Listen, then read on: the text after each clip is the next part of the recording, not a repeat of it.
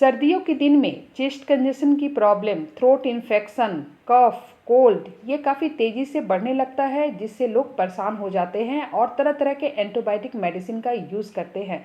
Herbal तरीके से इसे तुरंत ठीक किया जा सकता है और इसमें आराम लाया जा सकता है। काफ़ी प्राचीन तरीका है।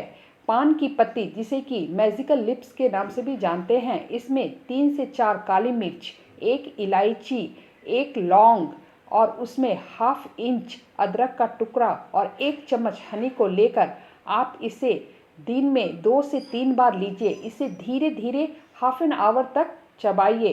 आपको 2 दिन में काफ़ी आराम आएगा, थ्रोट इन्फेक्शन ठीक हो जाएगा, गले के